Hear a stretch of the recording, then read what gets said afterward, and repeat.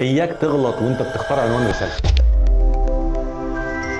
اول ما بدات في الماجستير هوب اخترت العنوان وسجلت، ما انا لازم اسجل، بس الصدمه ان العنوان كان غلط وقعد معايا ضيف تقيل لحد ما خلصت. طب ليه بقول لك كده؟ لاني جاي اصدمك واقول لك ان العنوان مش هو نقطه البدايه. البدايه الحقيقيه انك تحدد تخصصك الدقيق. انت رسالتك هتكون في الاقتصاد او الاداره او المحاسبه او القانون، بس ايه التخصص الدقيق اللي انت فعلا قلبك ميال ليه؟ ساعتها لازم تعمل شوبينج محترم. يعني اعمل ايه؟ مش فاهم. تعمل شوبينج يعني تدخل مول قواعد البيانات المحترمه زي سكوبس وويب اوف ساينس، تلف وتتفرج وتقرا عناوين ابحاث كتير جدا لحد ما اللحظه اللي انا مستنيها تحصل، قلبك يدق. والله بتحصل. تقرا عنوان كده وتحس ده انا. اللحظه دي هي لحظه ادراك تخصصك الدقيق، لحظه ما تلاقي نفسك كباحث. بعدها عينك هتبدا تلمح كلمات داله هتلاقيها بتتكرر كتير قدامك، ما انت قلبك دق يا بطل. تاخد الكلمات الداله دي وتدخل بيها تاني على سكوبس او ويب اوف ساينس وتجمع منها دراساتك السابقه. الخلاصه انت دلوقتي معاك تخصص دقيق، كلمات داله، دراسات سابقه، ادراك معرفي حقيقي، وساعتها بس تقدر تكتب عنوان رسالتك بنفسك، مش تاخده من غيرك. انا مصطفى بالسعود ودي كانت في 60 ثانيه. استنوني الحلقه الجايه.